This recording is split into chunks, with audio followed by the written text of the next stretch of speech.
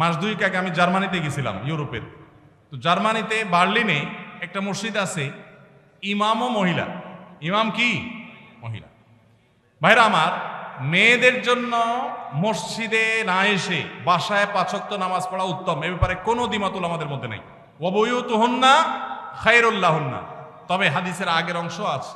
আল্লাহ নবী সাল্লাল্লাহু আলাইহি ওয়াসাল্লাম বলেছেন, লা তামনাউ মা আল্লাহি মাসাজিদ আল্লাহ। আল্লাহর বান্দিরা মসজিদে আসলে বাধা দিও না, কিন্তু তাদের জন্য মসজিদে আসার চাইতে বাসা নামাজ পড়া বেশি উত্তম। তার নবীজি চাইতেন তারা যেন বাসায় পড়ে। মসজিদে দিনই কোনো প্রোগ্রাম, কোনো বিশেষ কারণে যদি আসে, দিনই এলেম অর্জন করার জন্য আসে, তাহলে ফিতনা মুক্ত সেই পরিবেশ থাকলে আসবে, আর না হলে সেটাও বাসা বা অন্য অঙ্গনে হবে। আর পাবলিক প্লেসে যে মসজিদগুলো, শহরের মসজিদগুলো, মহিলারা বাজারে ডাক্তার দেখাইতে বিভিন্ন কারণে আসে, সেগুলো তো অবশ্যই মেয়েদের নামাজের ব্যবস্থা থাকা দরকার। কিন্তু মেয়েদের জন্য মসজিদে এসে 5 ওয়াক্ত নামাজের জামাতে হাজির হওয়ার চাইতে বাসায় নামাজ পড়া অধিকতর উত্তম। মদিনায় এক মহিলা নবী সাল্লাল্লাহু আলাইহি ওয়াসাল্লামের পেছনে এসে নামাজ পড়ার জন্য, মসজিদে নামাজ 1 রাকাতে 1000 রাকাতে সওয়াব, নবীজিকে যখন বলেছেন, নবীজি বলেছেন, তুমি তোমার বাসায় পড়লে বেশি সওয়াব হবে, কেন কষ্ট করে আসো? এখানে 1000 পালে ওখানে আরো বেশি পাবে। কিন্তু আমাদের বন্ধুরা অনেকে আবেগে নিজেকে সামলাইতে পারেন না। আল্লাহ আমাদের বুঝার তৌফিক দান করুন। তাহলে মেয়েদের বাসায় নামাজ পড়া উত্তম, কিন্তু শহরে পাবলিক প্লেসে মেয়েদের নামাজের জায়গা না থাকার কারণে বহু পর্দানসীন, বহু নামাজি মেয়েরা ওয়াক্ত চলে যায়, নামাজ পড়তে পারে না। ডক্টর খন্দকার আব্দুল্লাহ জাহাঙ্গীরউল্লাহ বলতেন, আমাদের মা বোনরা বাসায় অবস্থান করবে, প্রয়োজনে বের হবে, এটাই শরিয়ার নির্দেশ। কিন্তু আমাদের মা বোনরা যে কোনো কারণে বাইর হয়ে গেছে, এখন যদি বলেন যে নামাজ পড়তে দিব না, বাসায় যাওয়া ছাড়া পড়বে না, তাহলে কাজা হবে, তাহলে সেটা তো তার জন্য ক্ষতিকর হবে। এই জন্য ব্যালেন্স আমাদেরকে শিখতে হবে। তো মহিলাদের জন্য আলাদা মসজিদ করার, পৃথক মসজিদ করার কোনো নজির শরিয়াতে নাই, কোনো আলেমের কোনো মত এর সপক্ষে নাই। এটা সারাসর ফিতনা, যদি কেউ করে নাজায়েজ হবে। মানুষ মারা গেলে পাশে বসে কোরআন তেলাওয়াত, খাবার আয়োজন করার বিধান কি? মানুষ মারা গেলে 40 3 দিন 7 দিন মানুষ ডাইকা খাওয়ানো, এটা বিদআত। আর মানুষ মারা গেলে তার পাশে বসে কোরআন তেলাওয়াত করাটাও সুন্নাহ সম্মত কোনো কাজ নয়। আমাদের দেশে মানুষ মারা গেলে লাশটাকে মাটিতে বা খাটে রেখে চারপাশে হাফেজ সাহেবদেরকে এনে কোরআন তেলাওয়াত করানো হয়। এটা শরিয়া সম্মত কোনো কাজ নয়। কেন? কোনো মানুষ মারা যাওয়ার পরে কি কি করতে হবে শরিয়তে বলা আছে না নাই? আছে না নাই? মুর্দার লাশের চারপাশে বসে কোরআন তেলাওয়াত করতে হবে, এরকম কোনো হাদিস তো আমি পাইনি।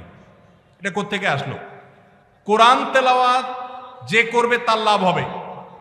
আল্লাহ কোরআনে বারবার বলেছেন, আল্লাইসাল ইনসানে ইল্লা মা সাআ, যে যেটা করবে সে সেটা পাবে, যিনি তেলাওয়াত করছে তার সওয়াব হবে। মুর্দার কোনো লাভ নাই এখানে তেলাওয়াত করলে। আর যদি বলেন যে কোরআন শোনাচ্ছি, তাহলে ওয়ামা আনতা বিমুসমিউম মান ফিল কুবুর, আপনি তেলাওয়াত শোনাবেন জীবিত মানুষকে, মৃত মানুষকে তেলাওয়াত শুনিয়ে কোনো ফায়দা হবে না। এর সওয়াব হবে জীবিত অবস্থায় শুনলে। এই লোকটা জীবিত অবস্থায় শুনলে সওয়াব পাইতো, মারা গেছে, এখন তার সামনে কোরআন তেলাওয়াত করলে প্রতি অক্ষরে 10 নেকি, এমন কোনো কথা নাই। এজন্য এইটা দূর হওয়া দরকার। বিশেষ করে এখানে যারা মুর্দার চারপাশে এই যে গোল হয়ে কোরআন তেলাওয়াত করে, এরা সবাই টাকা নেয়। তেলাওয়াতের বিনিময়ে টাকা গ্রহণ করা সারাসার হারাম। যে দেয় সেও হারাম করে, যে নেয় সেও হারাম করে। খতমের নাম দিয়া অনেক এলাকাতে এখনো অনেকে হারাম কাজ করছেন, তাদের আল্লাহকে ভয় করা উচিত। ইন্নী ওয়াজ্জাহাতু ও নাওয়াইতুন পড়ার কোনো দলিল আছে কিনা? দলিল আছে ভাই? ইন্নী ওয়াজ্জাহাতুনের দলিল আছে।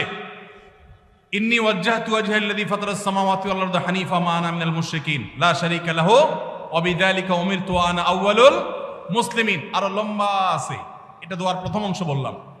এটা আমাদের নবী করিম সাল্লাল্লাহু আলাইহি সাল্লাম পড়তেন নামাজ শুরু করার পর, তাকবীরে তাহরিমা বাঁধার পর সানার জায়গাতে। সানার জায়গাতে আমরা একটা দোয়াই ছোটবেলা মুখস্থ করছি, আর যাই না। সেটা হলো সবচেয়ে ছোটটা। সানার মধ্যে 3টা সানা প্রসিদ্ধ হাদিসে আছে। এর মধ্যে একটা হলো আল্লাহুম্মা বাঈদ বাইনি ওয়া বাইনা খাতায়ায়া কামা বা'আদতা বাইনাল মাশরিকি ওয়াল মাগরিবি, এটা একটা সানা। আরেকটা হলো ইন্নী ওয়াজ্জাহতু ওয়াজহাল্লাযী ফাতারাস সামাওয়াতি ওয়াল আরদা হানিফা, অনেক বড় দোয়া, এটা আরেকটা সানা। আর সুবহানাকাল্লাহুম্মা ওয়া বিহামদিকা ওয়া তাবারাকা ইসমুকা ওয়া তাআলা জাদ্দুকা ওয়া লা ইলাহা গায়রুকা, এটা আরেকটা সানা। এটাকে দোয়ায়ে ইস্তিফতাহ বলা হয়, নামাজ শুরুর দোয়া। এই নামাজ শুরুর দোয়া হিসাবে আমরা সবচেয়ে ছোটটা মুখস্থ করছি, আর বাকি আরো 2টা যে আছে আমরা জানি না। নবী করিম সাল্লাল্লাহু আলাইহি সাল্লাম মাঝে মধ্যে সেগুলোও পড়তেন। এখন এটাকে আমাদের দেশে বানাইছে জায়নামাজের দোয়া। ভাই, নবীজির সময় কি জায়নামাজ ছিল? দোয়া আসলো কোত্থেকে? জায়নামাজে তো ছিল না, দোয়া আসলো কোত্থেকে?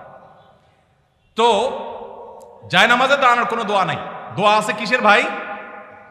নামাজ শুরুর। ইন্নী ওয়াজ্জাহতু হলো নামাজ শুরুর দোয়া, ওইটা লাগাইছে নিয়ে কোথায়? জায়নামাজে। জানাজার দাঁড়াবে আলাদা কোনো দোয়া নেই। আর নাওয়াইতুয়ান যে দোয়া, ওইটা তো আসলে কোনো জাল হাদিসেও নেই, কোনো জাল হাদিসেও নাই। আলহামদুলিল্লাহ, এটা এখন মানুষ বুঝে গেছে। মনে মনে আমরা নিয়ত করছি, কোন নামাজে পড়ছি, নামাজের নিয়তে তাইন করছি, আমি জোহর পড়তেছি, ফরজ না সুন্নত পড়তেছি, এটা আমার মাথায় আছে। এই নিয়তের ইস্তেহজার এটাই যথেষ্ট। মুখে নাওয়াইতুয়ান উচ্চারণ করা এটা জরুরি না, বরং এটাকে কেউ নামাজের পাঠ মনে করে বেদাতে লিপ্ত হওয়ার আশঙ্কা আছে। একসময় মানুষ অনেকে বলতো নামাইতুয়ান এখনো মুখস্থ হয় না, এই জন্য নামাজ পড়ে না, এর কারণে সে গুনাহগার হবে। মসজিদের ভেতরে প্রথম কাতারের সামনে দেয়ালের ওই পাশে লাশ রেখে সালাত আদায়ের দলিল চাই। বাবার সব দলিল চাচ্ছে দেখি। দেখেন, মসজিদে যখন জানাজার নামাজ হবে তখন লাশ মসজিদে ঢুকাবে না। কেন? কারণ লাশে রক্ত, পুজ, পানি ইত্যাদি থাকতে পারে, মসজিদ নাপাক হবে। সেজন্য মসজিদকে পরিচ্ছন্ন রাখার প্রয়োজনে লাশটাকে পশ্চিম পাশে রেখে তারপর জানাজা পড়া হয়। কিন্তু এইটা সুন্নাহ না। সুন্নাহ কোনটা? সুন্নাহ হলো মাঠে জানাজা নামাজ পড়া। এই সুন্নাহ মুর্দা হয়ে গেছে। কোনো কারণ ছাড়া গ্রামের মসজিদে এই কাজটা করা হয়। এই সুন্নাহটা জিন্দা করার জন্য আমাদের উলামাদের কাজ করতে হবে, ভাইদের কাজ করতে হবে। চেষ্টা করা যাবে না ইনশাআল্লাহ?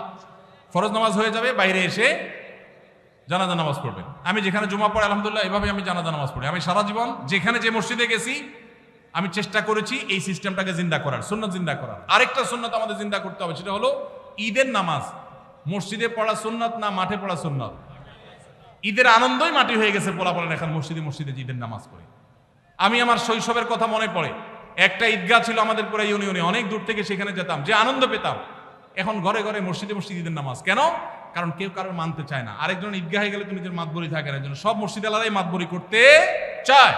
মসজিদে ঈদের নামাজ পড়া সুন্নাহর খেলাফ।